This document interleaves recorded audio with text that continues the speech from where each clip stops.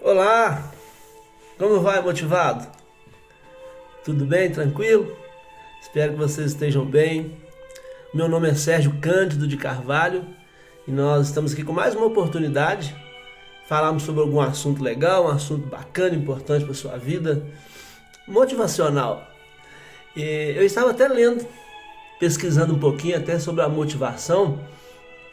E a motivação, na verdade, é um impulso, né, ou mais de um, que o sujeito tem quando ele vai agir, se manifestar em busca dos seus objetivos, de atingir os seus alvos, de acertar os seus interesses, seus desejos. E muitas vezes nós até falamos errado, a gente fala, eu vou te motivar, fulano de tal me motivou. Não, ninguém te motiva, a motivação ela é intrínseca, ela está aí dentro de você. O que acontece é que às vezes ela está meio que adormecida, então alguém vem com uma palavra, com um incentivo de alguma forma, e você então ativa isso, ativa essa emoção, esse impulso que você tem aí. Então, o meu objetivo é esse. Então, meu nome é Sérgio Cândido de Carvalho. Se você receber esse vídeo de algum outro meio que não seja pelo YouTube, eu te aconselho aí lá no YouTube, dá um clique, se inscreva no canal e ajuda a elevar, a acordar a minha motivação também. Às vezes nós enfrentamos problemas, não é? Difíceis, passamos aquele momento complicado, parece que o mundo ficou contra a gente, parece que as pessoas estão contra nós. Então realmente nós precisamos de alguma coisa que nos ajude a levantar esse impulso, né? Mas eu queria te falar uma história hoje que eu já até contei, mas já deve ter um ano que eu contei essa história em algum vídeo meu, mas eu acredito que ela vai servir bem para o que eu quero falar hoje. Eu queria falar hoje sobre vencer versus ser vencido. Nós podemos ter essa escolha, né? E você sabe disso. Mas a história é o seguinte, se você tiver escutado em outro vídeo, você me permita, continue aí só até o final, que ela vai ser legal pro assunto, tá? A história conta de um sábio oriental, eu gosto muito dos sábios orientais, que ele estava andando na floresta e ele acabou encontrando na beiradinha da estrada um filhotinho de leopardo.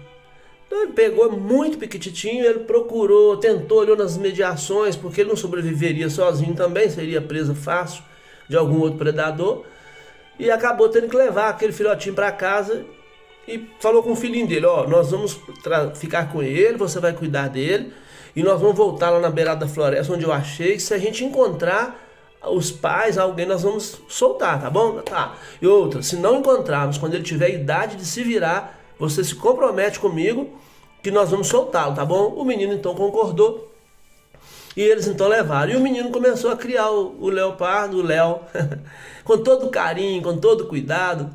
E acabou que o Léo ficou grande e o menino já nem pensava na possibilidade de mandá-lo embora, em razão até do vínculo que eles criaram. O pai também concordou, porque viu a amizade dos dois, a convivência deles e tal. E um certo dia, o Léo estava no jardim, na beirada da floresta, brincando com o seu jovem proprietário, e eles estavam ali bem numa alegria, quando de repente o Léozinho percebeu um tigre muito maior do que ele, quietinho assim, armando para dar o bote. Então ele, pelo seu próprio instinto, ele sabia que o tigre ia dar o bote. Só que ele não tinha a menor capacidade de enfrentar aquele tigre daquele tamanho, ele dobrava o tamanho do Léo. E ele foi andando bem de levinho, observando o tigre, sem tirar os olhos dele. De repente, quando o tigre estava armando já para dar o bote, o leopardo, o Léozinho, deu o bote letal e foi exatamente na garganta e traçou de um lado e traçou do outro, caiu sobre ele. Com 3 pancadas ele cortou o pescoço do tigre e o matou ali naquele exato momento. O que essa história esquisita de um ataque de animal nos ensina então? Nos ensina é que nós não devemos olhar para os nossos problemas como se eles fossem maior do que nós. Ou quando percebemos que eles são maiores do que nós criamos uma forma de um ataque letal. Ou seja, eu vou atacar o problema então no ponto que ele não tem como escapar de mim. Porque às vezes alguns fracassos da nossa vida são mais frutíferos do que alguns erros. Contudo, quanto mais nós aprendemos a enfrentar a vida, a lutar, a buscar os nossos alvos, os nossos objetivos, os nossos anseios, nós vamos aprendendo a sermos mais letais em razão dos problemas. Por quê? Porque o murmurador, por exemplo, quando ele fracassa, ele culpa alguém. Dificilmente uma pessoa que murmura muito assume que errou, que falhou. O sábio não, a pessoa sábia, quando ela fracassa, ela olha para dentro de si, ela concentra nisso e ela busca uma forma de melhorar. Então, por exemplo, um jovem, uma vez eu dava aula de ética e cidadania. E um jovem um dia conversando comigo, ele falou assim: eu tenho algo muito estranho que eu sofro muito. Eu falei: o que é? Ele falou: eu não paro em emprego nenhum. Todo lugar que eu vou, o patrão às vezes é problemático, às vezes um colega que não gosta de mim, a gente acaba tendo problema com alguém, eu não paro em lugar nenhum. A sociedade é muito complicada, né? Ô amigo, com todo respeito, você quer um conselho real de amigo ou você quer que eu te agrade o coração? Sabe, o problema é você. Como que você passa por vários lugares e não se dá bem em nenhum deles? Será que todos eles são problemas? Então começa a olhar para dentro de você, onde você precisa melhorar. Às vezes o seu patrão é chato porque ele exige algo que ele tem direito de exigir e que você talvez tem dever de oferecer e não oferece. Às vezes você não se entende bem com algum colega de trabalho porque você é o problema. Porque se for um caso, é compreensível, mas todos. Então, algumas pessoas, elas não entendem, elas querem vencer suas lutas, vencer suas dificuldades, seus problemas, mas elas não criam uma forma de buscar até dentro de si mesmo, onde eu preciso melhorar, sabe? Um certo jovem uma vez procurou um líder e dizendo para ele assim: eu cansei já, tantos problemas na minha vida, eu falei, agora eu vou procurar uma igreja para mim. Ele disse que foi em uma igreja, depois foi em outra, foi em outra, e foi em várias, depois ele voltou. Aí disse: sabe o que aconteceu? Eu não encontro nenhuma igreja que me atende, porque todas as igrejas que eu fui são igrejas problemáticas. Aí ele disse para ele assim: pois então, eu sei a solução. Ele: qual? Morre. Foi duro, né? Mas sabe o que acontece? A pessoa encontra problema em todos os lugares que vai, reclama de todos os lugares. Por que não olha para dentro de si, não procura uma forma, algo que pode melhorar? Porque problemas fazem parte da nossa vida. Até não ter problema é um problema. Se alguém te procurar e falar assim: eu não tenho problema nenhum, ele é um problema. Porque o problema faz parte, nós dependemos de problema para a gente crescer. Por exemplo, eu estava estudando sobre a pereira, né, o pé de pera. No inverno, o pé de pera, ele é muito feio, retorcido, ele não oferece nada, ele não te inspira em nada. Mas na primavera, os botões já estão verdes, alguns botões já mais bonitinhos assim, já começam a prometer algo. Mas aí vem o verão. No verão ele está cheio de flores, e flores bonitas. Quando chega o outono, ele está carregado de frutos. Sabe o que isso significa? Que nós passamos pelas estações da vida também. A minha vida e a sua, elas são cheias de problemas, de estações mesmo. Agora, algumas pessoas lutam com o objetivo de vencer os seus problemas, outras não. Outras só querem reclamar. Então, por exemplo, o que eu posso fazer para começar a aprender a enfrentar os problemas e vencer ou ser vencido? Eu tenho que decidir isso na minha vida. A motivação que eu tenho não depende dos outros, não. Ela está aqui dentro de mim. Eu só preciso de alguma coisa que dê uma centelha nela. É o que eu às vezes tento fazer com meus vídeos aqui. Uma centelha em você, fazer você entender que você é uma pessoa importante, que você é uma pessoa especial. Mas fulano é mais inteligente do que eu. Fulano é mais bonito do que eu. Fulano tem mais dinheiro do que eu. Fulano tem um casamento melhor do que o meu. Tá, agora volte lá. Tem um ciclano lá que é pior do que você, tem um ciclano que é mais feio do que você, tem um outro ciclano lá que ganha menos do que você, tem um outro lá que tem um casamento pior do que o seu. Nós olhamos a grama do jardim do vizinho e achamos ela mais verde, e na verdade ela é mais verde, porque nós não cuidamos da nossa grama. Às vezes no final de semana você está passeando, jogando futebol, está no churrasco e tal, na festinha, o seu vizinho cuida da grama, você não cuida. Você deixa sua grama sozinha no final de semana para ir ficar com os amigos, bebendo, jogando. Às vezes o vizinho está lá, bem cuidando do jardim dele, enquanto você está fazendo outras coisas. Então, a motivação para vencer ou ser vencido depende de cada um de nós. Então, por exemplo, umas dicas aqui simples. Não tente compreender o mundo do outro, com as suas próprias perspectivas, mas tente entrar na visão, no entendimento do outro. Quando eu tento compreender o mundo do outro com a minha visão, eu vou deturpar até o entendimento dele. Porque quando você vai a um psicólogo, a um psiquiatra, você se senta ali, ele tem que te fazer perguntas ou ele deixa você falar. O psicólogo fica sentado lá. Você vai falar. Por quê? Porque é você que tem que contar, você que tem que colocar as peças no tabuleiro para ele montar o tabuleiro. Tanto que se você mentir para um psicólogo, você vai frustrar o seu tratamento. Nem precisa ir. Se você sentar diante de um psicólogo ou psiquiatra e você fazer uma terapia e você mentir, não vai adiantar nada, é melhor você nem ir, sabe por quê? Porque não vai resolver. Você vai ao médico e fala, doutor, tô morrendo de dor. Onde que é a dor? É aqui, doutor, ó. Ai, meu doutor, quando eu respiro, dói demais. Ele vai te dar um remédio para dor. Só que o seu problema é no estômago. Não vai dar certo. Doutor, tô com dor demais. Aonde? Nesse braço aqui, eu não aguento nem mexer o braço, mas a dor é lá embaixo no dedão. Não tem sentido, vai te dar um remédio errado. Então, não tente compreender o mundo da sua esposa, do seu marido, do seu filho, do seu pai, de quem quer que seja, olhando com as suas perspectivas. Tenta decifrar o entendimento daquele outro. Tem coisas que nós não compreendemos. Por exemplo, eu não compreendo, mas respeito, viu? Por favor, não fiquem tristes comigo. O fumante. Por que uma pessoa fuma? É uma praga. O cigarro ele não tem um benefício. Eles dizem que os índios achavam benefício no cigarro que espantava mosquitos, mas nem isso funciona. Se você for para uma floresta, tiver cheio de mosquito, leva você acender um cigarro, você vai ver. Eles continuam te picando da mesma maneira. Porque a fumaça não vai cercar você todo. Não vai resolver. Então, primeiro ponto é isso. Segundo ponto, treine-se. Treine-se para entender as causas e não as reações dos outros. Por exemplo, alguém reage a alguma atitude sua, tenta entender a causa. Por que eu tenho que olhar as causas? Porque o que motiva a reação é algo aqui, ó, é o que causou. Se eu não chegar nesse ponto aqui, eu não cortar aqui, não vai adiantar nada. Por exemplo, uma pessoa está com um câncer sei lá, vamos pegar um estômago aqui. Então o câncer está ali aquela pelota, aquele câncer ali. Ele está cheio de raminhos, de fiozinhos fininhos, que vão atingir outros órgãos.